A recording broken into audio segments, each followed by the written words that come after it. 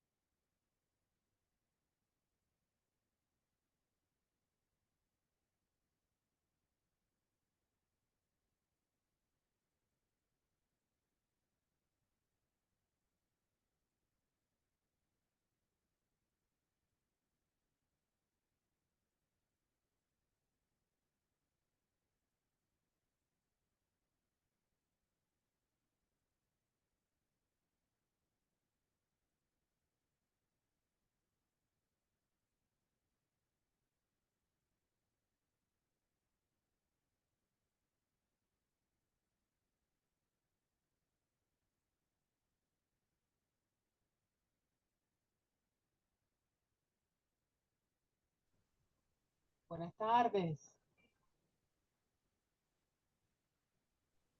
Buenas tardes, saludos. Hola, buenas tardes. Buenas tardes. Buenas tardes, Alba. Buenas tardes, Magdalena.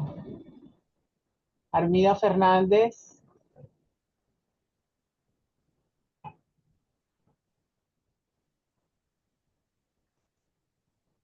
Hola, buenas tardes. ¿Qué tal, Hermina? ¿Cómo está? Muy bien, gracias. Estoy aquí tratando de retomar el uso del Zoom. A ver.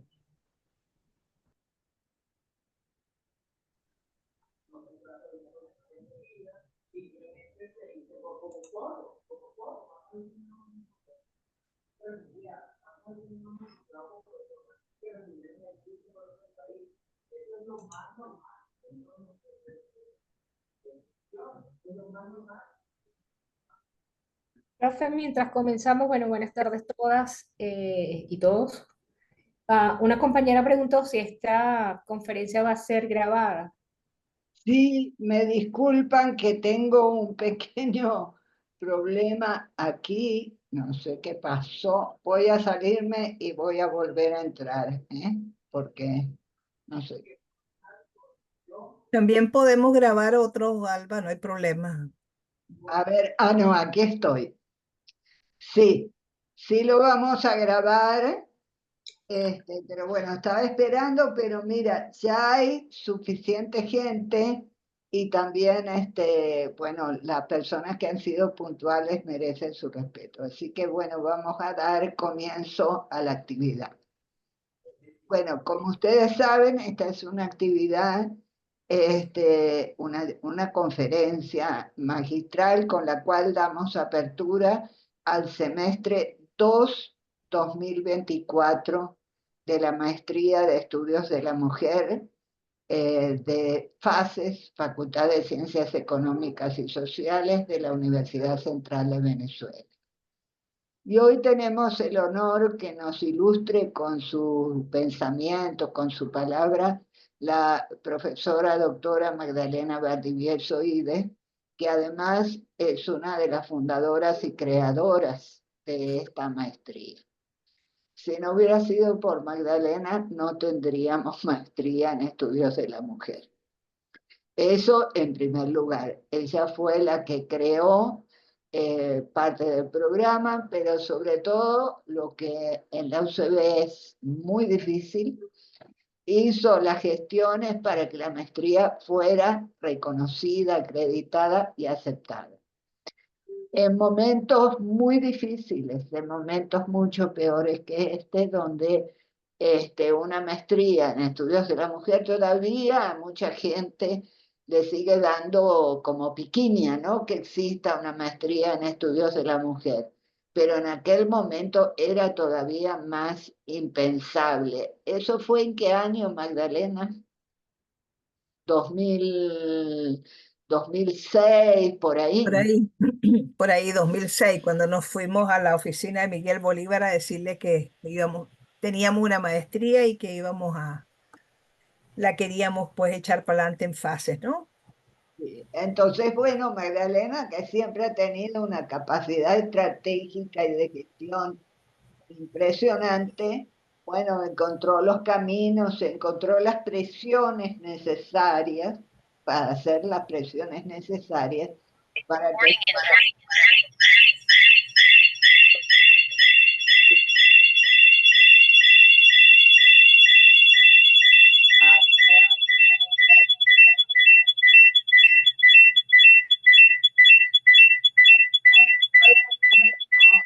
Ok, a ver. Las presiones necesarias para que esa maestría empezara, ¿no es cierto? Y empezó y creció. Hoy en día, para esta última inscripción, con más las personas que ya estaban, tenemos 86 participantes, 86 maestrantes que somos el segundo posgrado en número, en fases, después de ciencias administrativas. O sea que ha crecido, tiene peso, tiene prestigio, etcétera. Y para nosotros es un honor que la creadora de muchas de todo eso, una de las creadoras, esté aquí con nosotros. Bueno, además de eso, que es suficiente credencial, Magdalena es doctora en ciencias políticas, fue directora de la Escuela de Administración, fue directora del Centro de Estudios de la Mujer, fue coordinadora y actualmente es co-coordinadora del grupo de trabajo Claxo, Feminismo, Resistencia y Emancipación. Tiene un sinnúmero de publicaciones, coordina el diploma de Claxo, Género y Crisis. Bueno, tiene un montón de credenciales que es difícil enumerar actualmente y es muy conocida por todos. Entonces, bueno, muchas gracias Magdalena por acompañarnos. De verdad lo sentimos como, no solamente como un empujón que se le va a dar a este semestre, sino también como un rasgo de cariño porque sabemos lo ocupada y la cantidad de requerimientos que tiene. Bueno, entonces tienes la palabra. Muchas Bueno, muchas gracias, Alba. Realmente le contestaba aquí a Marisela que me escribía en el chat. Para mí es un placer estar en casa. Saben que el Centro de Estudios de la Mujer y la maestría la sigo considerando mi casa, así que todo lo demás está igual. Chequéenme si se me escuchan bien, si tienen alguna dificultad para poder empezar. ¿Están escuchando bien? Sí, profesora. Ok, gracias, Jean-Franc. Por ahí te veía. Feliz de compartir este momento en que siempre uno se admira que se pueda dar continuidad a la maestría. Tenemos entre las feministas siempre un dicho que el número uno de la revista o de esto siempre sale, lo que cuesta es sostenerlo.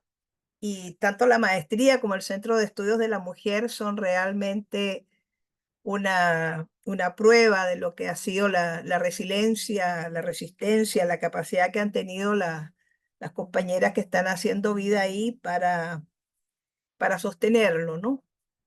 Entonces, bueno, yo quisiera compartir con ustedes, no sé cuánto tiempo tenemos, algunas ideas y luego abrir un intercambio, agradecer la presencia de Arminda, agradecer la presencia de las demás docentes, doctoras y también cursantes, todas amigas y conocidas. Aquí estoy viendo varias caras conocidas, así que agradecerles y empiezo, pero dame, Alba, ¿cuánto tiempo tenemos para dividirlo entre algunas reflexiones y luego eso?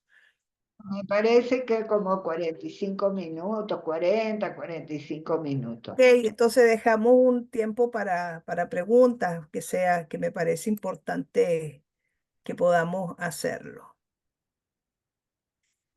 Bueno, estás habilitada también para presentar si tienes algo como tú Sí, quieras. sí, sí, voy para allá. Voy justamente a eso, a presentar.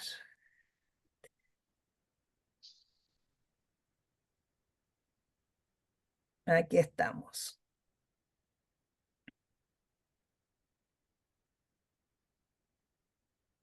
Ahora sí.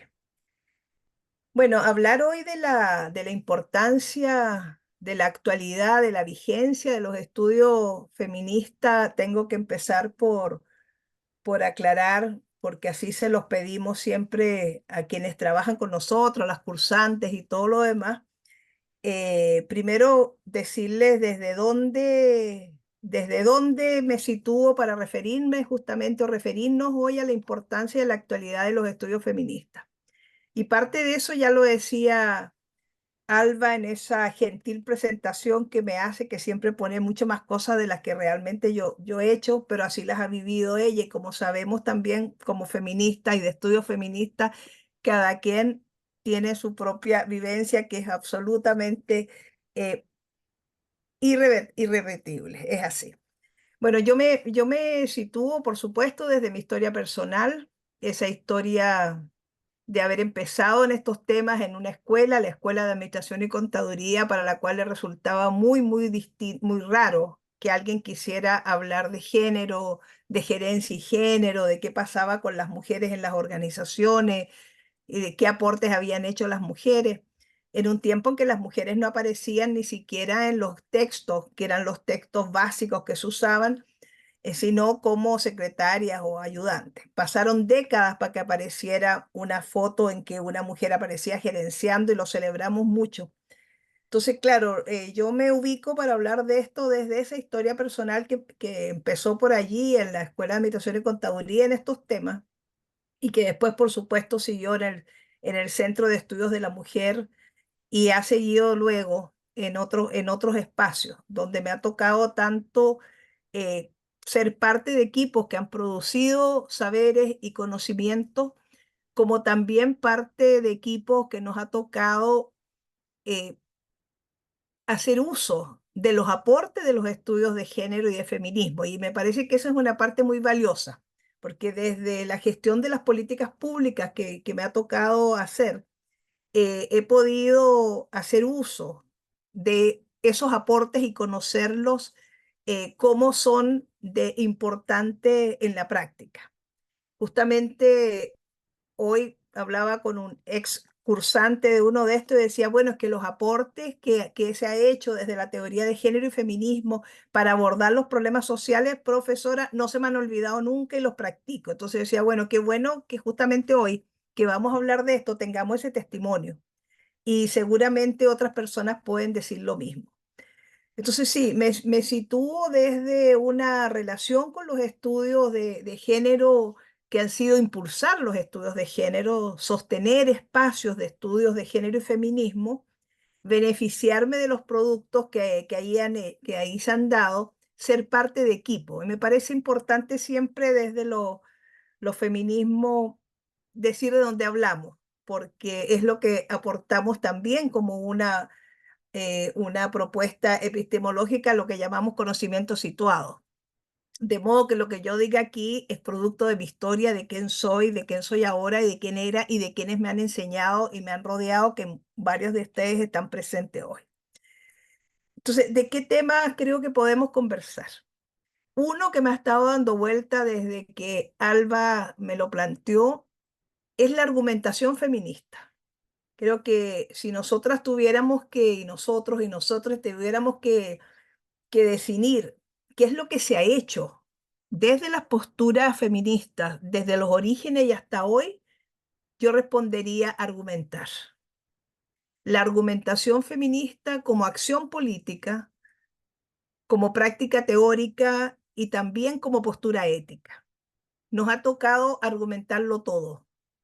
Y es cuando argumentarlo todo y luego vamos a ver aquí en los temas que propongo conversar desde los primeros alegatos por la igualdad hasta hoy que nos toca tener que seguir argumentando.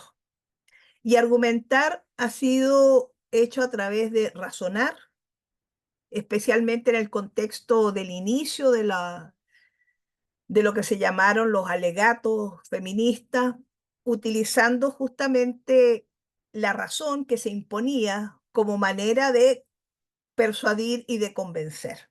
Entonces yo quisiera enfatizar mucho en esto de lo que nos ha tocado siempre es crear argumentos, compartir argumentos, como una acción que ha sido sin duda una acción de trabajo intelectual, pero es una acción política. Y es una acción teórica y es una acción también ética. Y también pensaba cuando le daba vueltas a esto, que quizá el conocimiento más político que a mí me ha tocado conocer, y como decía Alba, estudié ciencias políticas y ando en eso, no es ni siquiera la ciencia política, lo es más la teoría feminista, en términos de que tiene un compromiso con la transformación de la realidad. Y eso no lo tiene ninguna otra disciplina de las que conocemos. Entonces me parece que esto, quedarnos un poco con esta idea de la argumentación. Argumentar ha significado siempre tener que evidenciar. Los estudios feministas, los estudios de género, les ha correspondido, les ha tocado crear evidencia. Y para crear evidencia ha habido que impulsar. Primero, que se pudiera contar. Y ahí empezamos con las estadísticas diferenciadas por sexo, luego, por supuesto, las estadísticas con enfoque de género, buscar evidencias para demostrar todo, y ahí viene el demostrar las situaciones que señalamos en cada uno de nuestros estudios, provocar la discusión, debatir, disputar con otros. Y hoy en la actualidad estamos en una disputa que una teórica y académica feminista, Graciela Di Marco, dice: estamos en una disputa por los sentidos, una disputa cultural con esta oleada conservadora que está. También nos ha tocado litigar. Y para ello también hemos ido creando herramientas. Hemos podido litigar cuando ya se nos reconoció un estatus en el cual podíamos estar en los espacios en los cuales se litiga. Y en ese sentido, hasta tuvimos que crear argumentos jurídicos, argumentos de tipo legal, instrumentos de eso. Y quizá de lo más que da una connotación distinta a toda esta producción de saberes y de conocimiento es esa relación con el publicitar, con el compartir lo que se piensa, lo que se escribe, lo que se está reflexionando, compartir el malestar, compartir la evidencia, y hemos publicitado a través de todos los medios que ustedes se puedan imaginar y más, desde las hojitas, los cuadernos de queja en el contexto de la revolución, los alegatos, los panfletos, los diarios murales, una cosa que hacíamos antes que ustedes nacieran, que era sacar cosas en esténciles y mimeógrafo y multígrafo, y seguíamos por la idea de que en nuestro saber no nos pertenece, sino que es para transformar una realidad. Entonces, lo tercero es conversar acerca de cómo, desde las precursoras, pasando por lo que se fue después, los estudios de la mujer, hasta la diversidad que tenemos hoy de estudios feministas, de ramas en los estudios feministas, existen propósitos compartidos.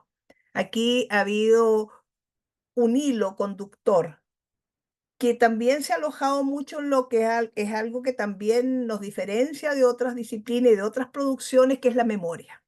Nosotros tenemos una memoria compartida y una memoria que se va alimentando y que es reconocida y que es patrimonio de todas y todos, y es lo que más nos interesa. Y por último, la vigencia y desafíos para los estudios feministas en el contexto actual. Esos son los temas que creo que... Entonces, a las precursoras, estamos hablando de los feminismos occidentales, occidentalizados, que nacen en el contexto de los movimientos de la Ilustración y la Revolución Francesa, y reconocemos que fueron unas creaciones que luego han sido acompañadas, cuestionadas y superadas por otras precursoras de otras perspectivas feministas también, que tienen muchísimo valor y que han aportado muchísimo a esto. Pero a las precursoras les tocó argumentar que éramos seres racionales, tan racionales como los otros. Quizás algunas recuerden la frase de Mary Wollstonecraft cuando dicen que nos diferenciamos de las mariposas o de las abejas, de unos que sí zumbaban, y es que pensamos. Entonces, nos ha tocado argumentar que somos seres racionales. Y eso se hizo desde los primeros escritos feministas, los primeros escritos que dieron origen a esta tradición disciplinaria y a esta tradición política que estamos. Somos seres racionales, hemos participado en igualdad en todo lo que ha significado y ha habido que hacer para llegar hasta aquí, y queremos ser ciudadanas.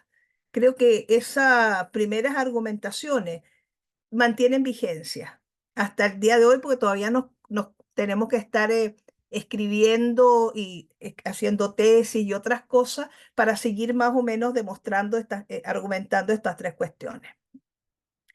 Luego, en lo que se vino a llamar los estudios de la mujer, que sí nos llama la atención, y el centro de estudios se llama así, de la mujer en singular, que se correspondió con un momento histórico muy importante, además, porque se trataba de lograr la emancipación de la mujer, que era una postura política, que era un fin también, un objetivo, una visión de futuro, la emancipación, que tiene una narrativa muy movilizadora.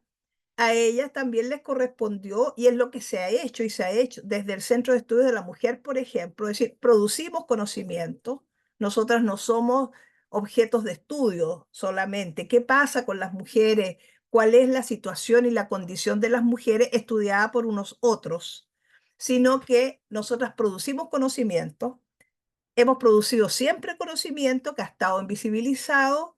Nosotras contribuimos a la cultura y ahí empezamos a desempolvar que teníamos escritoras, historiadoras, que escribían cartas, otras que habían hecho música, y empezamos toda esa tendencia que hoy la pueden googlear con mucha facilidad, de ver cuáles fueron las mujeres invisibilizadas en cada una de las disciplinas y en cada una de lo que son las acciones humanas que sostienen la cultura o que crean cultura. Pero además empezamos a agregar desde entonces, y hoy lo hemos puesto en el centro del debate como parte de los estudios, es que sostenemos el entramado social que sostiene todo con los trabajos de cuidado. Es decir, sin nosotras no hay estructuras económicas, sociales, nada, porque sostenemos este entramado que se ha creado. Y por lo tanto, la demanda fue, como decía Alba, queremos espacio en la academia. Y así fue lo mismo que fuimos a decir esa vez, es decir, queremos un espacio para un centro de estudios de la mujer. Así, entonces, esos son aportes de los estudios de género y feminismo, que no es fácil diferenciar, y no habría por qué hacerlo, de lo que han ido siendo las demandas de los grupos de mujeres organizadas. ya sean feministas o no, porque también esa es otra de las características que tienen estas disciplinas, que tiene esta producción de saberes, y es que tiene siempre una relación muy cercana o forma parte, un entretejido con lo que está con la acción política. Yo recuerdo el énfasis que daba Alicia Castillo a tenemos que hacer extensión. Claro, era la manera en que desde la universidad se habla de la acción política o de favorecer la acción política, pero la extensión no es sino llevar a la realidad, a la práctica, los postulados, las teorías, las categorías, la aplicación de las categorías de estudio tanto de la teoría de género como de los estudios feministas.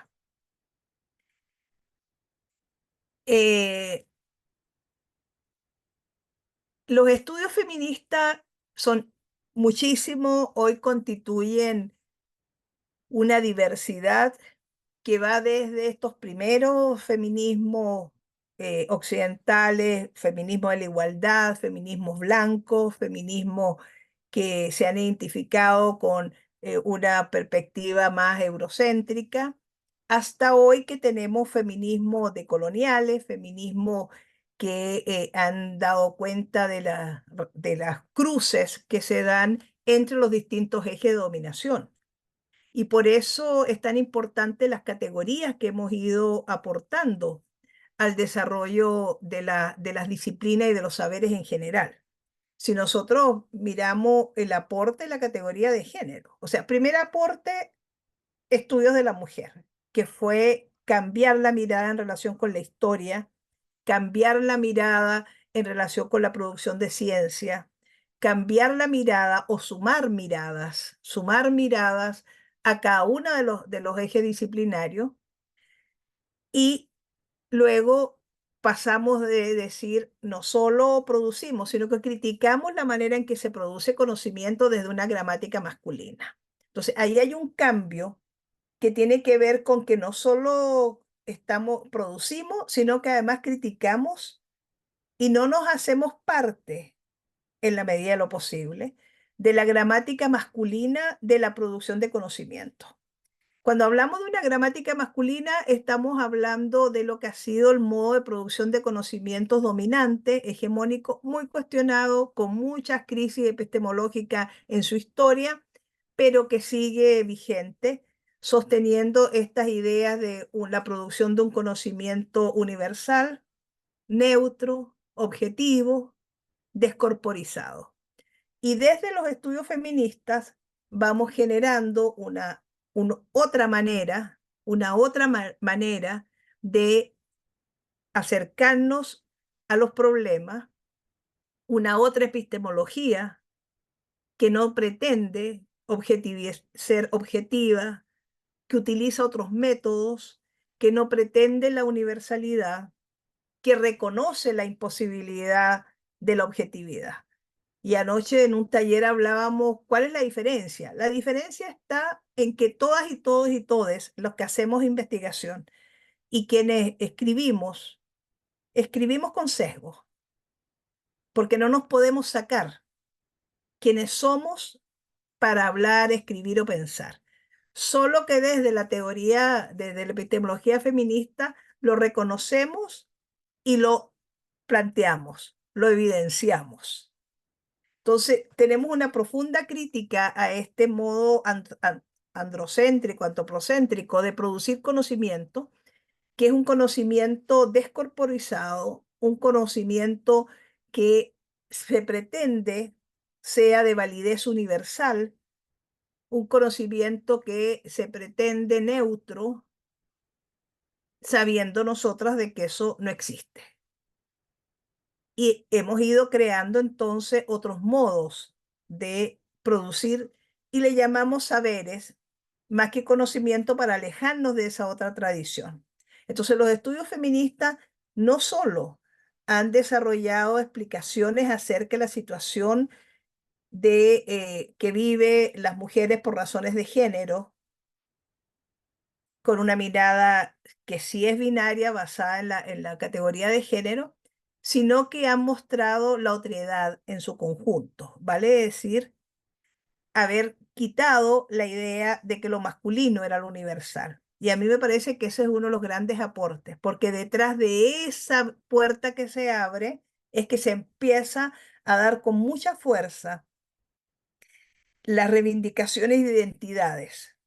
Y no solo de identidades sexuales, también de identidades étnicas y de otras identidades. Y parece que eso es un aporte muy sustantivo, muy importante.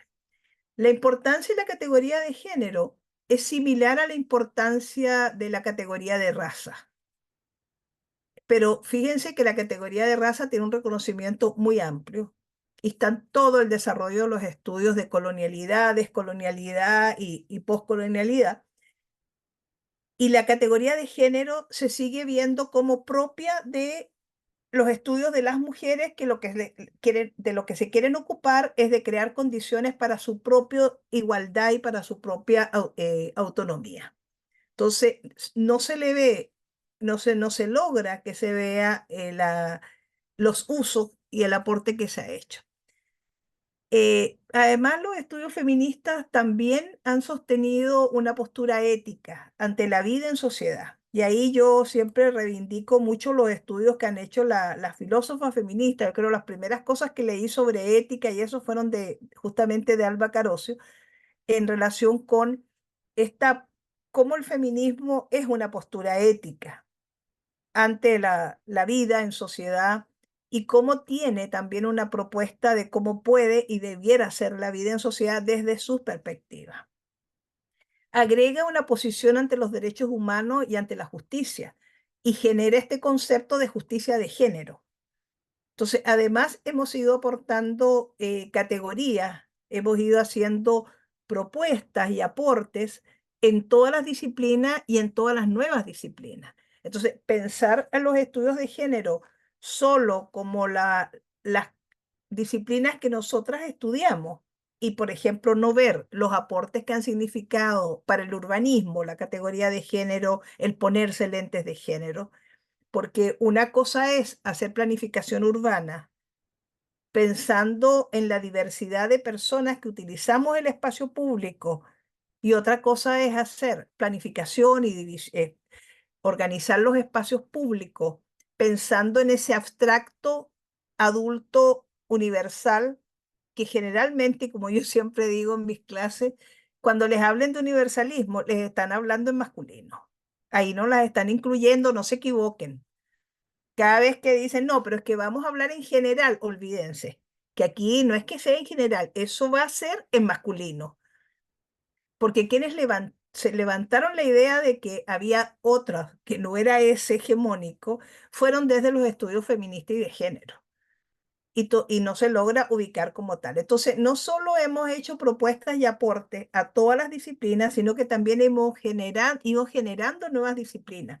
Hoy tenemos un ecologismo feminista, tenemos esos aportes que le decía que hemos hecho al urbanismo, a la arquitectura, economía feminista y ciencia política desde los feminismos, o sea, a todas las ramas de las disciplinas que conocemos y que tenemos, hemos ido también haciendo aportes.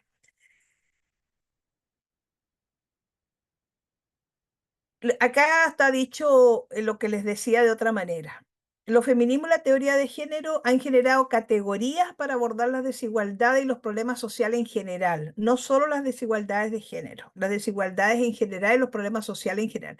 Esas categorías han sido muchas. Fíjense en las distintas. Por supuesto, la categoría de género, interseccionalidad, conceptos tales como feminización de la pobreza, conceptos tales como acoso sexual, violencia de género. Todo eso han sido conceptos, categorías que se han ido generando y muchas más que seguramente ahora en la conversación pueden salir.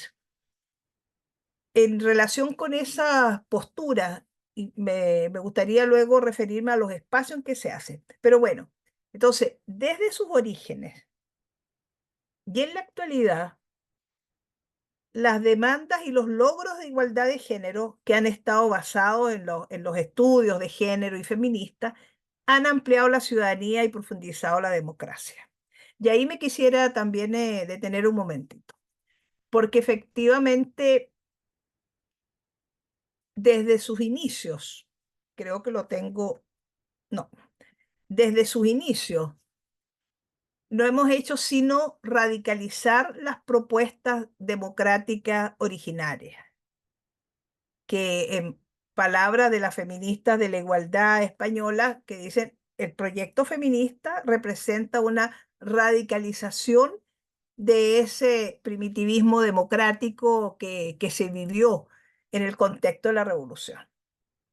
Y lo seguimos sosteniendo así, porque en ese momento se dijo, si vamos a ser ciudadanas, vamos a ser ciudadanos y ciudadanas todas y todos, no algunos, no unos pocos, a través de sostener la igualdad, esos alegatos en relación con la igualdad.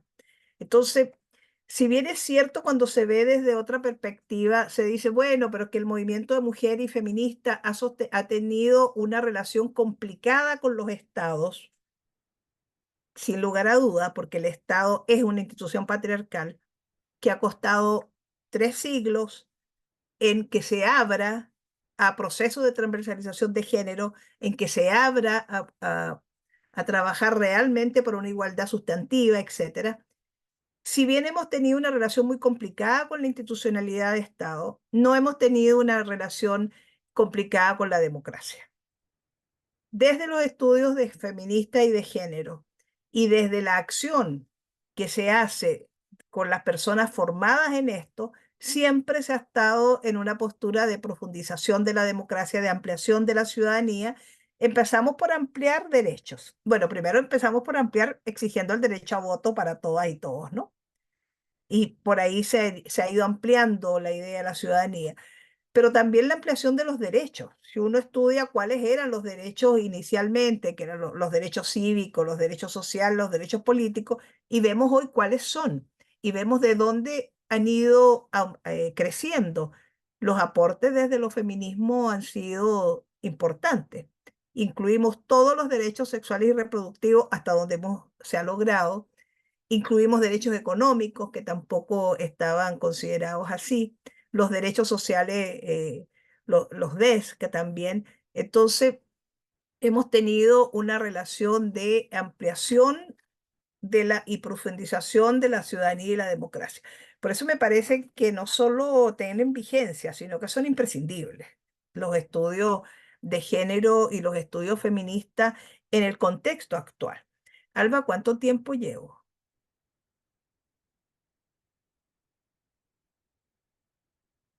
No te escuché. Va silenciada. Llevas 30 minutos. Ah, vamos bien. 5 minutos más y vamos a las conversas. Cuando más. ¿Cuál es la vigencia y los desafíos para los estudios feministas en el contexto actual? ¿Cuál es el contexto actual? Un contexto que ha sido definido como de policrisis, un nuevo, ya no tan nuevo, tiene años, el concepto de policrisis para sintetizar la idea de que desde hace mucho tiempo, y por eso también se habla de permacrisis, se ha vivido en unas crisis sucesivas. Así que las más jóvenes que están aquí, desde que nacieron, están escuchando hablar de crisis. Tuvimos la crisis de los hidrocarburos, la crisis del agua, la crisis de los alimentos, la crisis financiera, y podemos seguir nombrando crisis. Entonces, por supuesto que hoy tenemos una muy seria, ¿verdad? Que es la crisis ambiental, que a veces se habla del cambio climático como si estuviera cambiando el clima, pero lo que tenemos es una profunda crisis ambiental que se relaciona con lo que otras y otros autores hablan de una crisis civilizatoria. Entonces hablamos de policrisis, de permacrisis o de crisis civilizatoria para dar cuenta de esta situación en la que se encuentra la humanidad, que no es solo el planeta, es la humanidad en su conjunto, que ha ido acercándose a los límites de sostenibilidad de la vida en el planeta. Y en ese sentido, no solo desde la pandemia, sino que desde mucho antes, ya los estudios feministas, la economía feminista justamente pone el centro fue el gran aporte, pone el centro en la reproducción de la vida y no en la producción económica. Y eso después de la pandemia se ha ido traduciendo y transformando en poner el cuidado en el centro de la ocupación de las humanas y los humanos y los humanas. Y eso, solo ese aporte, solo esa postura, solo ese, más que aporte, el poner el cuidado en el centro de la vida, de la ocupación de las personas, de la ocupación de quienes gobiernan, de quienes están tomando decisiones, es muy significativo y se sostiene con base a teorías que han sido creadas, sostenidas, bueno, profundizadas desde los feminismos, desde los estudios de género, y me parece que eso es fundamental en relación con la crisis ambiental. Pero también estamos en presencia de una crisis de la democracia. En Latinoamérica y el Caribe, en los últimos años, se ha retrocedido fuertemente en democracia. O sea, solo viendo las estadísticas de cuántas personas en nuestros países siguen sosteniendo una relación de preferir el sistema democrático a cualquier otro, eso ha ido también disminuyendo. Y ya les hablaba de los aportes que han hecho los feminismos y los de estudios de género y el compromiso que tienen con que así sea. Entonces, con esos dos aportes, creo que la vigencia de los estudios feministas y de género es muy clara. Y que sí se confrontan desafíos. Y el otro día conversábamos en una reunión, sí, tenemos desafíos teóricos importantes. Tenemos desafíos teóricos ante este avance de esta alianza de sectores muy variados, de sectores variopintos, diríamos, que tratamos de ubicar como en parte neoconservadores, antiderechos y muchos nombres. Ese es un desafío teórico. Tenemos el desafío teórico de generar categorías que nos permitan pensar la política en términos actuales. Tenemos desafío teórico de reconocer y abordar las nuevas formas de violencia que se están presentando, que son desafíos teóricos y desafíos, por supuesto, prácticos también. La violencia política es una violencia que no es que se esté presentando ahora, pero que requiere, que no la teníamos tan clara ni tan presente, por ejemplo, cuando debatimos las propuestas de ley y las leyes que se hicieron en Venezuela y que se han hecho en otros países, las leyes de tercera generación en la violencia. Tenemos desafíos éticos y justamente yo quisiera concluir esto para abrir paso a todos con esta afirmación que me parece que resume lo que hacemos, ¿no? Los estudios de género y feministas, sus espacios de producción y las personas que los sostienen, o sea, nosotras y nosotres, son una reserva ética en un contexto de crisis y retrocesos. De manera que creo que cualquier mirada a lo que se hace desde estos espacios como es la maestría que hoy nos reúne al tener la alegría de estar abriendo con mucho éxito y con muchas personas, lo cual realmente nos contenta, un nuevo periodo. Las personas que sostienen estos espacios y las producciones que estamos haciendo que nunca las hemos dejado entre las cuatro paredes de la academia, porque siempre hemos tenido desde los estudios de género y feminista una vocación de que producimos para transformar la realidad. Las investigadoras feministas no investigamos, aunque nos gusta, solo por el placer de investigar, de aumentar un currículum o de saber más. Investigamos acuciadas por los problemas de desigualdad, de inequidad que queremos abordar, que queremos tratar de colaborar en su solución. Y por eso nunca nos quedamos con lo que hacemos ni lo consideramos nuestro ni propio. Lo entregamos rápidamente. Y creo que esas son otras de las cuestiones que también nos caracteriza como personas que nos movemos en esto. Entonces, bueno, yo lo quiero dejar hasta aquí para dejar espacio a las preguntas. Gracias. Bueno, Magdalena, como siempre, maravillosos tus aportes. Y bueno, vamos a abrir el derecho de palabra. Si pueden poner la manito, ustedes la encuentran acá abajo en donde dice reaccionar. Ustedes pueden ahí pisar y entonces ahí van a encontrar, si quieren levantar la mano, hacer alguna intervención. Yo, por mi parte, quiero hacer una pregunta primero, ¿no es cierto? Que es la siguiente. Yo sé, Magdalena, que tú has estado en el ojo del huracán feminista muchas veces, ¿no es cierto? Por ejemplo, aquí en Venezuela has sido una de las corredactoras de la ley por el derecho de las mujeres a una vida libre de violencia. Y en Chile, que no he estado tan cercana por razones obvias, has trabajado, bueno, en el periodo de la presidenta Bachelet en las políticas públicas y hacer el plan de igualdad, no sé si lo llamaban así, en Chile.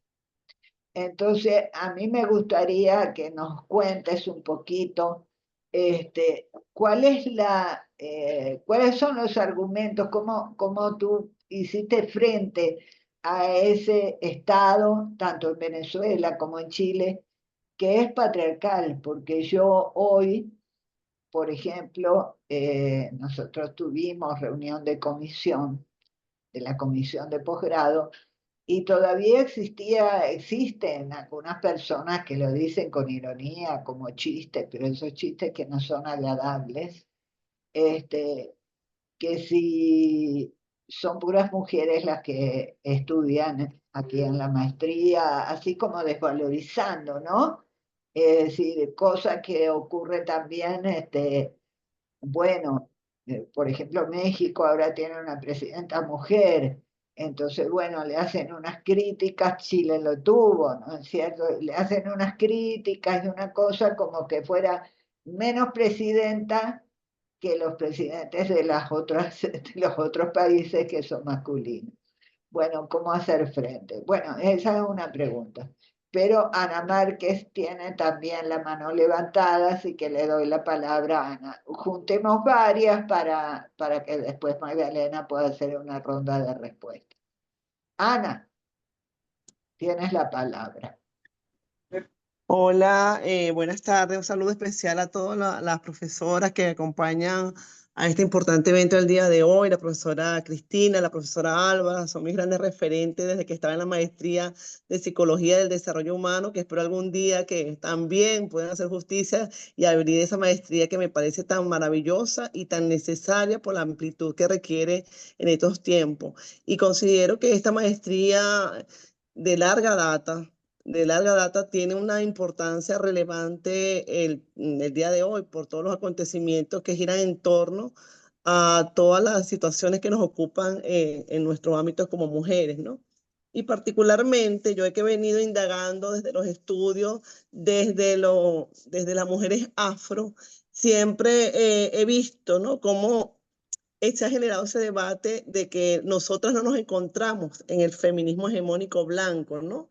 Y ahí desde el punto de vista histórico, ¿verdad? Todos los discursos que desde la historia se hicieron cuestionando a las mujeres porque las mujeres negras tenían que salir a la calle y efectivamente desde la historia colonial las mujeres siempre han estado en la calle haciendo su historia, ¿no?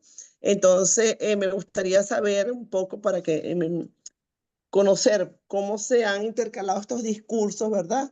Sin ánimo de crear la diferencia, porque la problemática nos concierne a todos, todas las situaciones sociales nos concierne y se intersecciona en la vida de todas. O sea, cómo vincularnos a través de metódicas investigativas que nos hagan, no en la sororidad, porque tampoco comulgo de que todas tenemos una sola voz, porque estamos en la plurivocidad, ¿no? Y en la diversidad y en todo lo que concierne que todos tenemos nuestros puntos de vista distintos y cada uno interpelamos, cuestionamos y denunciamos todas las injusticias sociales que hay en nuestro entorno, pero cómo configurarnos entonces en un mismo camino, en un horizonte de la transformación donde efectivamente vayamos juntas, no solamente como el feminismo hegemónico blanco, sino que son intereses que a todos nos conciernen y que efectivamente tenemos que caminar en un mismo horizonte. Y también cómo combatir o descolonizar o descentrar ese discurso todavía en el ánimo de descolonizar todo lo que es la academia, ese discurso que está centrado en tercera persona cuando tenemos que investigar y llevarlo a un discurso en primera persona donde la enunciación de ese yo se haga presente mediante relatos autobiográficos u otras metódicas que efectivamente hagan valer esa voz principal de esa mujer creadora de conocimiento. Gracias. Gracias, Ana. Armida, la profesora Armida, quien es coordinadora de todas las EAP, de todos los posgrados de fases, pide la palabra. Armida, por favor, tienes la palabra. Buenas tardes a todas, buenas tardes a todos. Pero Alba, no van a responder lo que Ana había planteado. Hoy que hagamos tres y después contesta Magdalena y después así, otros tres y así. Ok, perfecto. La saludo aprovechando este espacio. Cristina, ¿cómo estás? Encantada, Rosa. Me encanta participar ahorita en esta actividad. Vamos a ver cómo está la mirada aquí, a ver si me pueden ver un poquito. Y Hola, ¿cómo estás? Bueno, estoy de lo más encantada, Magdalena, Alba, de participar un poquito. Y más que hacer una pregunta, Magdalena, que por supuesto no puedo dejar de perder la oportunidad de hacerla. Institucionalmente, pues también quiero darle la bienvenida a toda esta nueva cohorte, a las profesoras, a ti, Alba, por este gran esfuerzo que has hecho manteniendo la apertura, nuevos ingresos de manera consecutiva y además esa labor junto a Jean-Franc ha sido maravillosa. Quiero hacerte este reconocimiento por este esfuerzo y por supuesto también a Rosa Paredes está conectada también, que fue, digamos que pionera igualmente, por muchos años estuvo también al frente. Contigo y tu equipo ha sido realmente para mí muy satisfactorio. Quiero que lo sepan todos. Además que, bueno, tenemos una relación personal ahí, Alba y yo, especial, porque ha sido mi tutora de siempre. Eh, y, y, y con lo cual, pues, la quiero y la aprecio mucho. Somos amigas entrañables. Para, de tal manera que quiero aprovechar esta oportunidad, ¿no? Para compartir con ustedes ese sentir, porque definitivamente de manera especial, como les decía, me da mucho cariño, me da realmente mucho, me motivo mucho al tener de nuevo estudiantes en esta maestría que para mí es consentida, porque también doy clases allí, no con la frecuencia que yo quisiera, y Alba lo sabe, y Rosa también en su momento, el equipo actual y anterior, porque bueno, sobre todo con los compromisos de trabajo que tenemos me resulta cuesta arriba. Me alegra tanto ver también esas nuevas electivas, que como rescato lo que decía Magdalena, en todo momento se convierte la maestría y cada vez se fortalece más en un espacio de reflexión, un espacio de análisis, un espacio que definitivamente genera un conocimiento y una producción importante para que a su vez se convierte en aportes en conocer y en dar pasos importantes, aunque pequeños, otros medianos, otros grandes, hacia lo que vivimos las mujeres y de alternativas también para solucionarlos, ¿no? Mi línea ha sido, yo siempre le he dicho, o sea, la mujer en la gerencia, me interesa mucho la mujer en ese corte y en ese espacio organizacional Y de allí viene lo que quisiera que Magdalena, que leí sus primeros trabajos, o mejor dicho, mis primeras aproximaciones en, en cuanto a género, aquel estudio que ella hizo, y hoy lo recordó, acerca de las mujeres en el ámbito administrativo, que se veía solamente como secretarias, pero obviamente sabemos que va más allá. Para mí eso fue una piedra angular, Magdalena, y te agradezco porque disfruté tanto, bueno, y de ahí desarrollé los estudios bajo esa línea, fueron muy inspiradores y te agradezco y tengo esta oportunidad de decírtelo.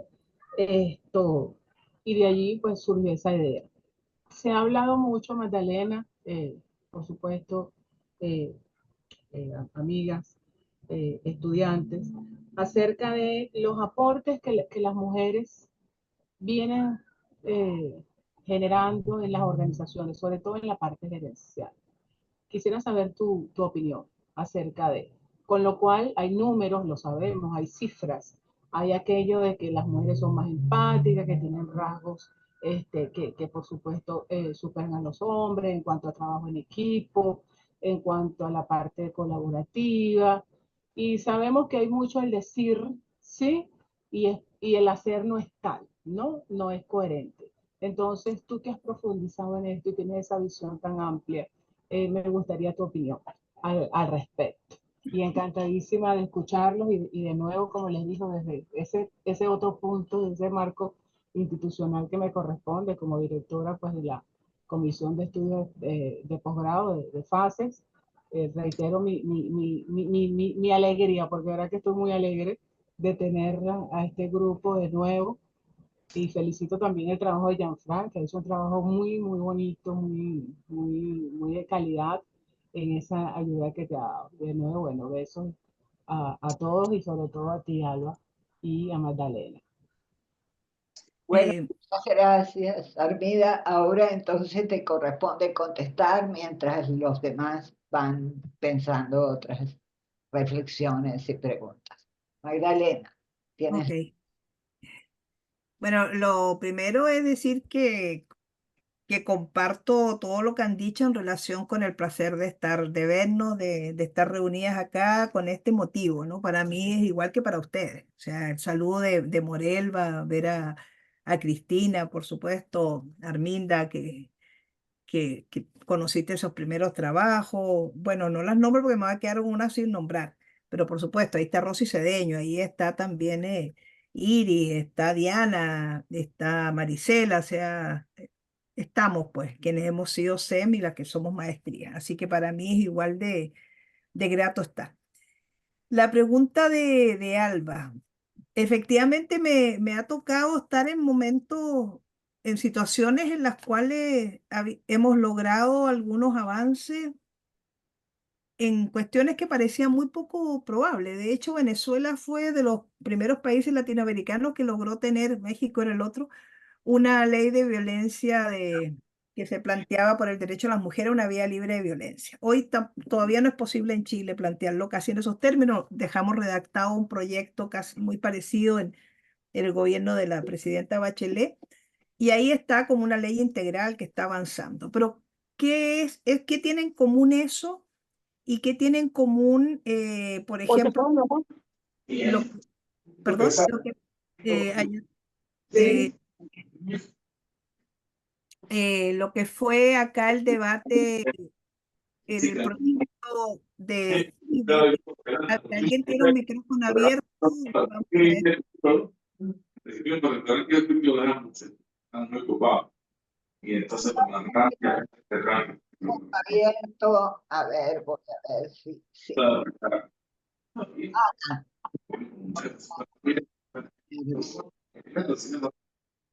Ahora sí. Ok. ¿Qué hay? Voy a tratar de comparar dos momentos. El momento que se debatió ese proyecto, el momento en que aquí fui parte del IVE, de la interrupción voluntaria del embarazo en 3 causales, que se logró aprobar en Chile en el gobierno de Michelle Bachelet con muchísimas dificultades, eh, para ver qué es lo que, y lo que ha pasado posteriormente. no sé si ustedes recuerdan, pero creo que la clave de todo eso fue poner que el Centro de Estudios de la Mujer, que ha sido respetado como un espacio de encuentro, un espacio universitario en el cual podían llegar todas con las procedencias políticas más dispares, estuvo detrás de ese proyecto de ley por el derecho de las mujeres a una vida libre de violencia. Y eso facilitó un diálogo que, por supuesto, luego tenía un reflejo en los debates en la mesa en la que correspondía a la comisión. Fíjense que yo he aprendido ya con los años, que son muchos, que estas causalidades o casualidades, pero recordemos también que quien era presidente en ese momento de la comisión, era también una egresada de la Universidad Central de Venezuela, que conocía nuestro trabajo, que había sido estudiante de Yoconda Espina, que nos conocía.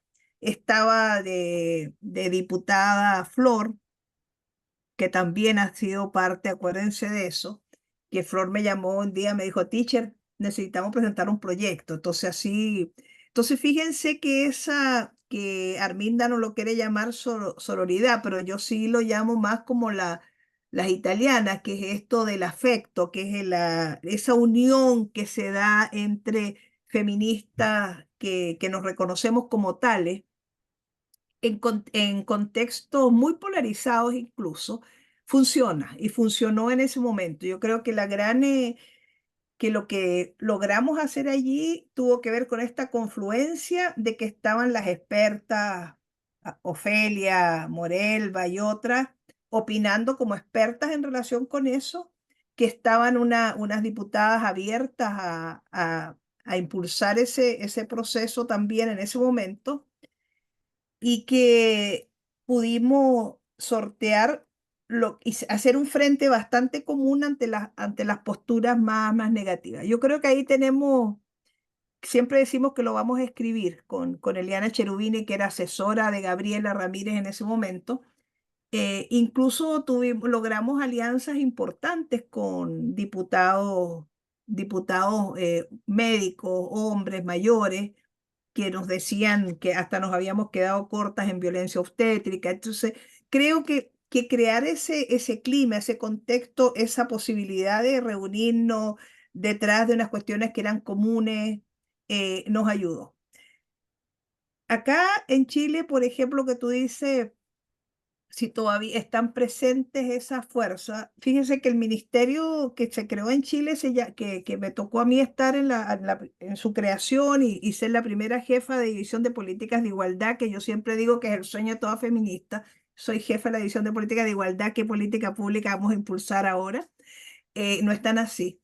Se tuvo que llamar Ministerio de la Mujer y la Equidad de Género porque no hubo votos y había que transar entre que se llamara Ministerio de la Familia o Ministerio de la Mujer y la Equidad de Género. Y hubo que elegir que fuera de la familia, o sea, que fuera de la mujer y la equidad de género para que no fuera de la familia. ¿Cuál ha sido el avance en Chile? Que se armó una bancada de diputada, una bancada parlamentaria feminista, que es transversal a todos los partidos políticos. O sea, ahora tenemos una bancada de parlamentarias feministas o que se reconocen como tales, lo cual no significa que no se peleen terrible en otras cosas, pero en los temas que son de la comisión trabajan juntas y hay mucho intercambio. Entonces, pienso que nuestra principal fortaleza sigue siendo el que compartimos principios feministas, lo cual no se estudia con género porque género es una categoría, sino que tiene que ver con un compromiso con lo que estamos buscando de lograr pues la libertad. Entonces me parece que eso es lo que ha tenido en común en los dos lugares que me ha tocado estar en esas situaciones más de cómo lograr que algo salga, ¿no?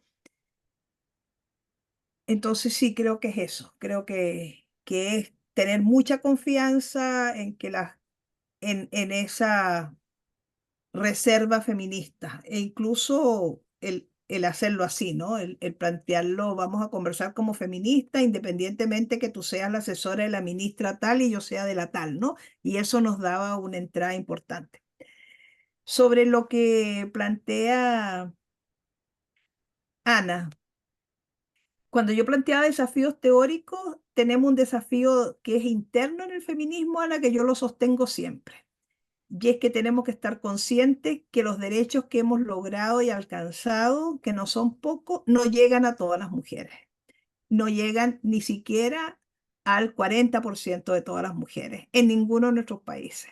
Y que una de las razones por las cuales no llega es porque estamos cruzadas, por, como decíamos antes, por estos ejes de dominación que son la raza, la etnia, la clase social. Y no es que, y lo dije creo, no es que tengamos que reconocer la diversidad que somos, es que tenemos que reconocer las profundas diferencias que tenemos entre las mujeres y que podemos, porque estamos ubicadas en distintas situaciones de clase, económicas, de lugar de vida, de edad, etc. Por eso la categoría de interseccionalidad y la teoría de la interseccionalidad nos ayuda a visibilizarlo, nos ayuda a mostrar que es así, pero es una categoría, no hace el trabajo de transformar eso. Ese es un trabajo que se tiene que hacer desde otro lado. Y ahí yo siempre veo eso con cuidado, porque me preocupa que se hable de interseccionalidad y perdamos a las mujeres, a los miles de voces y rostros de mujeres que están detrás de esa categoría de interseccionalidad. La interseccionalidad sirve para entender los cruces de desigualdades, pero es una categoría de análisis. Las situaciones de desigualdades son irrepetibles y las vivimos con nuestros cuerpos y con nuestras realidades. Y eso es lo que no hay que perder de vista. Entonces yo comparto que tenemos el desafío de cómo hacer para convivir y para generar movimiento y estudios en que estén todas las voces, todas. Que este es un coro que cambió de voz, se lo tengo escrito por allí, que llegaron una que conocen otras canciones y que cantan otros ritmos. Y eso el feminismo blanco occidental tiene que asumirlo. Y no puede seguir pensando en la hegemonía refugiado en una nostalgia de cómo fue. Es decir, otros tiempos, otros feminismos, pero que sigamos siendo feministas. Y eso da. Y así ha ido siendo. En los encuentros que se hacen internacionales, han ido generándose estos debates y encontrando puntos en común. Tenemos muchísimo en común que podemos empujar juntas y tenemos muchas cuestiones específicas que también tenemos que empujar juntas, independientemente de que yo no sea un cuerpo racializado o que no sea de la diversidad sexual o que no sea joven y que no esté en condiciones de abortar. A mí me toca como feminista también asumir esos compromisos y por eso sigo saliendo, pues sigo saliendo por el aborto, cuestión que me podría resultar ya bastante lejana, porque ese es el compromiso. El compromiso, Ana, para mí es doble. Es cómo hacemos para encontrar los puntos comunes que los tenemos, pero cómo hacemos, y es más difícil, que estemos los feministas detrás de las reivindicaciones de todas y de todes, detrás, y que las consideremos propias. Pues creo que es la única manera de crecer en eso, ¿no? Arminda, ahí levantó la mano otra persona. Arminda, yo ando ahora con la preocupación que conoce de hace mucho tiempo Morelva de los problemas de cómo acercarnos a un modo de ejercicio de liderazgo feminista, no de mujeres, feministas. Entiendo que en este momento que hay toda una corriente que está planteando la incorporación de mujeres a los espacios de decisión en las empresas porque es un buen negocio. En Chile está demostrado, Codelco, que es la principal empresa, ha aumentado sus contratos, sus ventas y todo desde que incorporó mujeres. En Chile se da un sello, el sello Iguala, a las empresas que hacen políticas de igualdad de género y muchas de ellas están comprometidas con eso y obteniendo muy buenos resultados con tomar esto que se llama, entre comillas, las cualidades de un liderazgo femenino, que es que podemos hacer varias cosas a la vez, cuestión que era imposible no aprendiéramos si estamos desde las cavernas cuidando el fuego, el bebé y todo lo demás. pero creo que el desafío que tenemos hoy es cómo encontramos un modo de ejercicio de liderazgo que no sea en oposición al liderazgo masculino, tradicional, etcétera, que no sea visto como un liderazgo propio de las mujeres, porque tenemos una enorme diversidad y cada quien va a liderar con sus propias características, pero sí un liderazgo que podamos reconocer como feminista, que sea coherente con nuestros postulados, principios y ética feminista. Creo que se acerca bastante al liderazgo transformacional y por ahí estamos trabajando eso, porque el liderazgo feminista tendría que ser un liderazgo al servicio de la transformación y no podría ser un liderazgo individualista, sino un liderazgo participativo, más colectivista. Y eso que tendría que, por ahí anda más bien y te invitamos porque estamos con unos talleres de liderazgo feminista y feliz de compartir contigo eso que has trabajado, que tiene tu tesis sobre esto, que la he leído también, así que me parece que es muy importante. Creo que con eso no he respondido todo, pero no puedo, creo que no debo aportar más ya porque hay otra persona pidiendo la palabra, creo, o tenemos que terminar, ustedes dicen. Bueno, quería leerte algunos comentarios que están aquí en el chat, que dice, Osbeli, por ejemplo, dice, pregunta que desde el enfoque de las organizaciones, bueno, yo creo que está un poco respondido en lo que planteabas recién, qué aspecto de gerencial, qué desafíos actuales tienen las mujeres en materia de cuidados en especial. Y luego, ¿qué categorías también Osbeli se han generado desde el feminismo, los estudios de las organizaciones en el ámbito gerencial? Luego, Graciela Galindo, que es una compañera, ¿no? Bienvenida, Graciela, de México. Dice, soy una mexicana orgullosa de tener una presidenta mujer y una jefa de gobierno de la Ciudad de México mujer. Sí, el poder más notorio en México, que es un país tan machista y ahora está, o por lo menos con fama, no sé si. Es hora de abordar estas propuestas para dar cuenta de este segmento de la historia mexicana tan importante y único en este país. Ana dice, bueno, se disculpa por el micrófono abierto y dice, las acciones gubernamentales que han ayudado al progreso de las mujeres, cómo se garantizan en el tiempo, considerando que puede llegar un presidente como Milei que destituya las leyes y las políticas. Y bueno, aquí están dos personas más que quieren participar, Diana y Morelva. Entonces, bueno, vamos a darle la palabra a Diana y luego a Morelva. Diana Ovalle, que también dicta un seminario en nuestra maestría. Muchas gracias y muchas gracias a la profesora Magdalena. Da mucho gusto oír a todas las compañeras sus intervenciones y especialmente a la profa Magdalena Valdivieso, no, esa discusión sobre la despenalización del aborto y todo eso fue una escuela para todas nosotras, para todos los que participamos allí, con estas grandes activistas. Una cosa es la política y la teoría y otra cosa es la realidad, ¿no? La realidad. Y destaco mucho de su presentación ese primer punto sobre la capacidad de argumentar de las mujeres, que ha sido realmente una exigencia y una condición para las prácticas, para el quehacer político, para los liderazgos, para todo. Y el tema de la postura ética del feminismo. Yo le planteo a la profesora Magdalena eh, estos temas, este tema del liderazgo o de esos nuevos liderazgos que ella, cómo los concibe, cómo ve, cómo los configura, desde esa mirada de práctica, de la práctica política de ella en los parlamentos, con los diputados, con los parlamentarios, con la gramática masculina.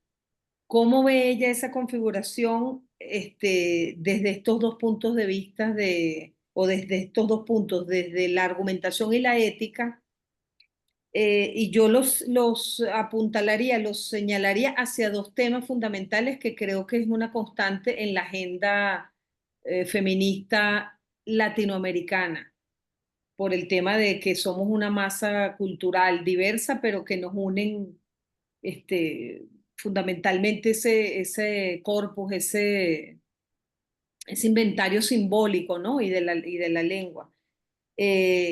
Los temas de la violencia, el tema de la violencia, contextos de alta violencia y de violencia política hacia las mujeres. Ahí, por eso celebramos tanto la llegada de Claudia Sheinbaum, con todas las diferencias o lo que pueda significar este personaje en la política mexicana. Y el tema de la violencia política y el tema de la crisis ambiental ligado a los extractivismos y a los negocios de la guerra. La guerra es una cosa que nos agobia porque son nuestros hijos, son nuestros compañeros, son nuestros... La guerra sigue teniendo esas mismas expresiones masculinas, del exterminio, de la anulación, ¿no? De la ausencia de la palabra, de la civilidad. Donde hay guerra y hay estos contextos de alta violencia, pues no hay feminismo ni activismo que valga, ¿no?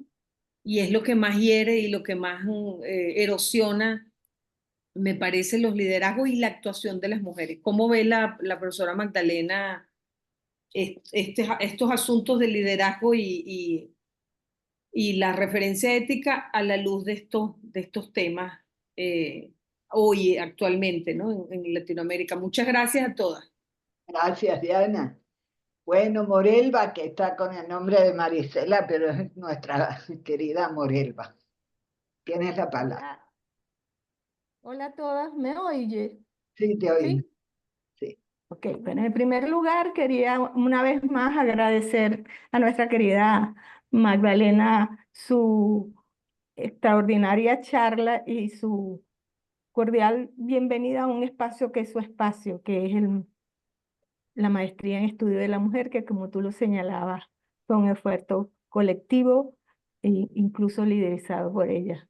Así que me entusiasma mucho, además, yo que también vengo ahora a reincorporarme y agradecerle a Alba esta invitación por seguir en una cosa que me apasiona, que es producir conocimiento feminista. Y espero que esta sea una agradable experiencia para mí y para las que lo van a compartir conmigo.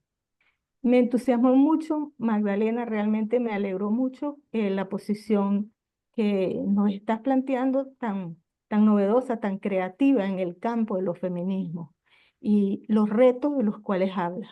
Es una cosa que siento y que quise expresar en el programa que voy a cumplir con la maestría, y es que nuestros retos están en tomar las categorías que el feminismo ha creado para ponerlas nuevamente en la agenda pública. Pareciera que a veces, por esas extrañas circunstancias del patriarcado, nosotros volvemos a estar fuera de la agenda y nuestros problemas se convierten en problemas ya superados, según algunas de las estrategias pues, que incluso la política pública nos ofrece. Pero no es así, yo creo que es un momento de, no sé si es la sexta ola, que lo que debemos empezar a crear nosotras, pero los avances que han habido en los movimientos feministas, por lo menos en Venezuela, no voy a hablar en el mundo porque me parece un poco exagerado, tienen que ver con el esfuerzo que hemos hecho nosotros por darle contenido a esas categorías de derechos humanos, de democracia, de compartir el cuidado, de corresponsabilidad, que podrían estar en la Constitución y que luchamos porque estuvieran allí, pero que no están en la realidad social. No están masivamente logrando que las mujeres tengamos cada vez más igualdad. Nos cuesta muchísimo. El tema de la ley de la violencia, acabas de sugerirme que nosotros estamos ya a 12 años de haberlo aprobado, 13, pues de revisar cuánto esfuerzo que pusimos en esa ley realmente ha servido para que las mujeres estén en mejor situación de, por lo menos, atención, ni siquiera erradicación, sino atención y prevención de la violencia. Y lo han hecho muchos movimientos de mujeres de América Latina, porque bueno, a través de los cursos de Claxo podemos nosotros evidenciar cómo México ha revisado la postura frente a las leyes. Bueno, Perú también la ha revisado, Colombia la está revisando, o sea, a lo mejor no solo se trata de judicializar, se trata también de avanzar en la prevención y no lo hemos hecho. O sea que te invito a que nos ayudes a hacer una evaluación de una de las mejores leyes que hay en América Latina y a cómo se ha aplicado y cuánto nos ha beneficiado. Bueno, y además te invito a que estés en el curso con nosotros, porque realmente creo que esa disposición y esos retos que nos estás planteando es lo que debemos hacer nosotros dentro de la maestría. Nosotros tenemos que revisar cómo las categorías que se han creado han servido realmente para avanzar las mujeres en todos los aspectos y en todos los campos de la realidad social, la política de la que tú has sido una experta toda la vida. Nosotros realmente hemos avanzado en política en Venezuela. Nosotros hemos puesto en el Parlamento las mujeres que deben estar para que nos ayuden, por lo menos a revisar la ley. Ese tipo de cosas yo me las estoy planteando desde un sentido muy interesante que tú lo has descrito y que a lo mejor quiero que nos acompañes en eso. Te invito a una charla para nuestro programa que tiene que ver con buscar exponer nuestras propias autobiografías, es decir, trabajar con lo que nosotras hemos hecho, cómo lo hemos logrado, hasta dónde lo hemos logrado y qué necesitamos para superar ese abismo que nos reduce en muchas oportunidades las brechas de género que realmente necesitamos reducir. Entonces, bueno, te invito para que nos sigas hablando de esa parte del reto, el reto de la autobiografía. Muchísimas gracias, Magdalena. Encantada de oírte y ojalá que estés muchas veces más con nosotras. Amén. Gracias, Morelva. Bueno, ahora Rosa está pidiendo la palabra. Entonces, bueno, voy a leer también unos saludos antes de que haga su intervención Rosa. Buenas noches, por ejemplo, para Mujer de Miranda, que también es una institución, digamos, muy cara a nuestro corazón. Excelentes reflexiones y valiosos aportes, siempre arrojando luces para incrementar nuestros conocimientos. Felicidades por este espacio, dice Marta Janoy Valdés. Luego, Diana agrega los fundamentalismos religiosos actuales, que no es poca cosa. Angélica Villamizar dice: gracias por excelente, concreta intervención. Me siento honrada de conocer mujeres partes de la historia. Luis Meléndez de Maracaibo dice: por favor, doctora Magdalena, pudiera colocar la presentación sobre los feminismos que tienen unos rectángulos verdes. No sé qué Penélope nos dice. Yo creo que en este momento la arremetida hacia el feminismo y su pretensión de anulación, burla e incluso la falsa cúspide en la que están los derechos de las mujeres. Es toda una cortina de humo de las altas esferas del poder, porque el feminismo se ve como una gran amenaza al status quo de los amos del mundo. Y bueno, vamos a darle la palabra a la profesora Rosa Paredes, quien fue coordinadora de esta maestría y también una feminista histórica, pues. Ok, Rosa, tiene la palabra. Hola, buenas noches. Saludos a amigas y estudiantes de la maestría, amigas docentes y, bueno, compañeras de muchos espacios y etapas no solo en la universidad, sino en la tarea académica, sino también en los espacios de las mujeres en Venezuela. Magdalena, gracias también por abrir este espacio con las preguntas, perspectivas, observaciones que crees importante en este momento, ¿verdad? Yo quería hacerte una pregunta muy concreta porque mi área de trabajo y de investigación, ¿verdad? En la maestría en este momento es el tema de las políticas de cuidado y especialmente las dirigidas a las mujeres de bajos ingresos. Y recién terminé un seminario, están algunas estudiantes en este evento, em, donde, bueno, discutimos cómo este tema del cuidado es transversal eh, en, en- en muchos aspectos, ¿verdad? En las políticas sociales, tú que estás trabajando también en el área de políticas públicas, hay unos enfoques, unos estudios y unas experiencias del cuidado, pero desde el punto de vista social como un aporte que debería prestar la sociedad en general, el enfoque que predomina, con servicios públicos, ¿verdad? Luego, desde el punto de vista económico, bueno, está el tema de que se ha reconocido que el cuidado tiene un valor económico, se ha medido, se han desarrollado encuestas y se ha calculado su valor, incluso su aporte al Producto Territorial Bruto. Y se está incursionando en el aspecto relacional, el aspecto subjetivo del cuidado.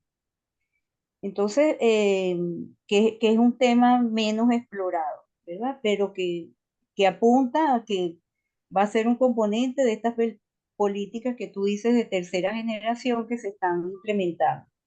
Entonces, mi pregunta sería, ¿qué nos puedes aportar tú en cuanto a este tema de lo que se está realizando en Chile, en Latinoamérica, lo que tú conozcas? Cómo el tema del cuidado puede aportar no solo en el área específica de políticas de cuidado, sino que como área transversal que tiene una dimensión social, económica y subjetiva, como área transversal, cómo aporta a, bueno, el fortalecimiento de los derechos de las mujeres en todas las áreas. ¿Ok? Bueno, muchas gracias por esas preguntas y por todo. Bueno, voy a darle la palabra a Magdalena y ahí sí vamos a cerrar por el tiempo, ¿no? Por Eh, el carácter.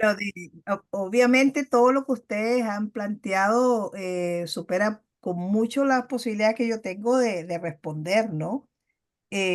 Sí, un par de cosas. Una, Bolero me invitas y yo voy, ya eso queda fácil. En relación con lo que estabas planteando también de qué hacer con las categorías, yo creo que una de las, pensamos, no que yo crea, porque con base a la experiencia que tenemos, es cómo combinamos el enfoque de género, que es en el que somos más expertas, etcétera, haciendo un uso real de la interseccionalidad con otros enfoques, tanto para políticas públicas como para cualquier otro problema social. Y por ejemplo, en el diplomado que ahora estamos generando acá, estamos trabajando enfoques transversales, que son género, territorio, interculturalidad, donde entra el enfoque étnico, ambiente y también eh, el tema del momento de vida en el cual estás, porque no es igual el problema de cuidado, ¿verdad? Para que sea enfocado en toda la política pública latinoamericana, solo en las cuidadoras, o sea, perdón, en las personas a las que hay que cuidar y no en las cuidadoras. El gran aporte desde las miradas de género a las políticas públicas sobre el cuidado ha sido visibilizar el rol de las cuidadoras, Sí. porque estaban todos centrados, el de Uruguay, que es el más antiguo y el más conocido, etcétera, lo que tienen como política de cuidado está centrado en las personas a las que hay que cuidar. Y en Chile se le llama también un sistema nacional de apoyos y cuidados, pero hubo que visibilizar que quienes cuidaban eran mayoritariamente mujeres que no estaban consideradas en el proyecto, sino que está centrado en la persona que está postrada, que necesita cuidado o en la infancia o en esto. Y lo más que se logró fue, que también es complicado como lo plantea Rosa desde el punto de vista más subjetivo, es que se hizo algo que es un espacio, todas las familias que están teniendo personas a las que cuidar, tienen derecho a que vaya otra persona, va a ser otra mujer, a cuidar una tarde a la semana para que ella tenga una tarde libre. Entonces, claro, ahí yo voy a dar una respuesta que no tiene mucho que ver con la política pública. Yo creo que de los que estamos conociendo aquí, las mejores experiencias en relación a cómo asumir los cuidados están en las comunidades. No están desde la política pública. La política pública apoya. La política pública puede ser una orientación y sí tiene que apoyar presupuestariamente. Pero las mejores experiencias que estamos teniendo son las organizaciones ya de las comunidades que van asumiendo el tema de los cuidados de su sector. Y en eso Venezuela tiene una organización bastante más fuerte que otros países como para incorporar el cuidado como una tarea comunitaria, ¿no? Como una cuestión comunitaria. Muchísimo que plantear ahí, Rosa, pero de verdad que no tengo respuesta para que el problema es también que lo fue siempre cuando se discute si el valor económico del cuidado, si se resuelve dando bonos. Y no, creo que no es ese el enfoque. El enfoque es el derecho, el considerar el derecho de las mujeres a decidir sobre cómo se asumen las tareas de cuidado en una familia, la corresponsabilidad, etcétera, con apoyo del Estado. Pero no, creo que es un tema a discutir. Yo creo que nos hacen falta muchas sesiones para eso. No quisiera dejar de referirme a cuáles han sido los aportes desde las teorías de género y feminismo al análisis de las organizaciones. Creo que la principal categoría fue mostrar que las organizaciones son espacios generizados y generizantes. Y por allí es que se entra todo el aporte de las teorías de género a la teoría organizacional. Hacer el cruce entre cultura organizacional desde una mirada de género. Cuando se sostiene que son espacios en los cuales hay relaciones de género y que son espacios que además reproducen estereotipos de género, es que se puede empezar a abrir el cómo se aporta a generar organización y relaciones en las organizaciones que no reproduzcan los estereotipos de género ni reproduzcan las relaciones de poder que se dan con el género, ¿no? Entonces, creo que por allí es que se puede tener. Yo estoy disponible, Alba y las compañeras de la maestría lo saben, lo mismo las del SEM, para ser parte de lo que una más de lo que ustedes están haciendo. No, no tengo otra condición que esa, ser una más de lo que ustedes están haciendo, que admiro y que me siento muy contenta de que lo puedan estar logrando. Había una pregunta por acá. Bueno, el PPT se los voy a pasar ahora mismo a Alba para que lo distribuya.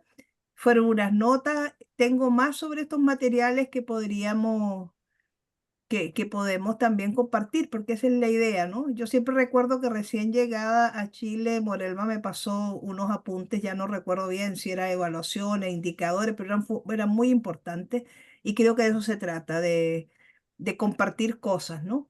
Acá dice que la arremetida es el feminismo, pretensión de anulación, burla, incluso cuspe. No sé muy bien si te refieres a una situación particular, nacional o mundial. Eh, Siempre la perspectiva que yo tomo y lo conversábamos el otro día con Alba, es preguntarnos lo obvio, ¿por qué el feminismo está en el punto de mira de estos movimientos?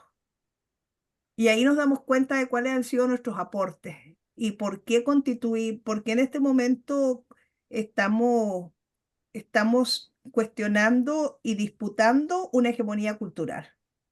Sin lugar a duda, los movimientos feministas de comienzo del siglo XXI, las mareas verdes, azules, naranjas, todas las que quieran, lograron un cambio significativo.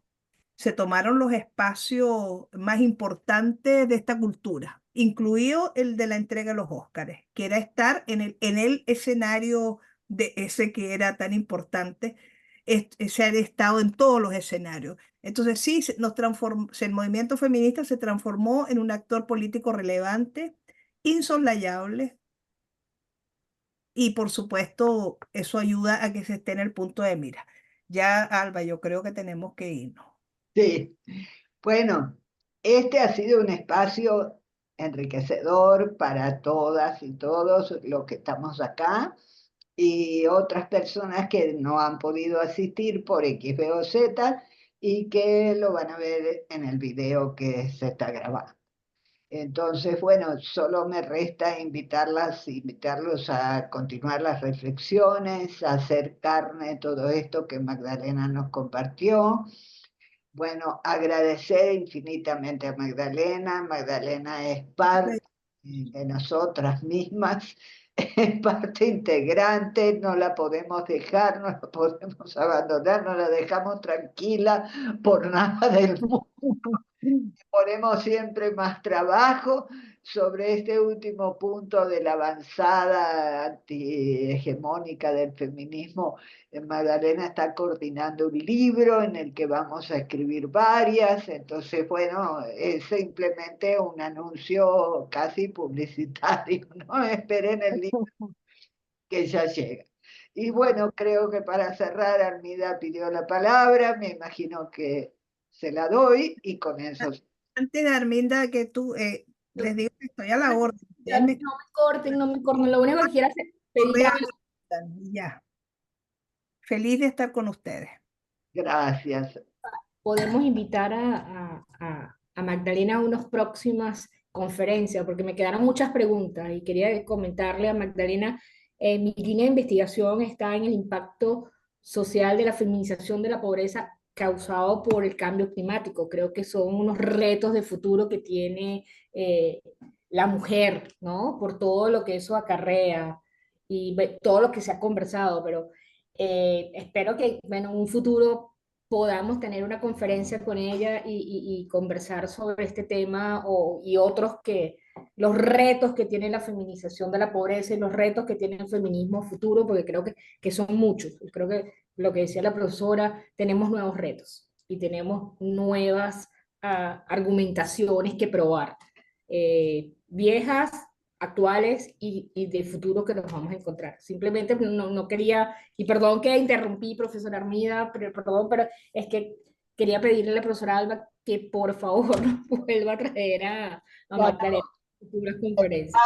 Tendrán nuevas cosas. Mesas de trabajo más que conferencia, hagamos. Sí, yo creo que Me encanta.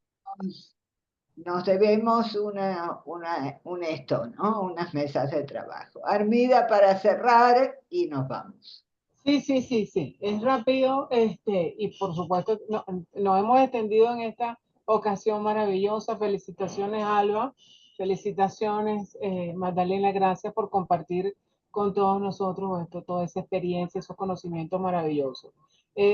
Quería, por supuesto, saludarles, despedirme de todos y también, como lo coloqué en el chat, aprovechar en un marco de promoción, Alba, como tú lo dijiste, y como lo conversamos ayer, el acto que estamos preparando de bienvenida a todos nuestros nuevos estudiantes, nuevas y nuevos estudiantes de los posgrados, programado para el próximo 13 de noviembre.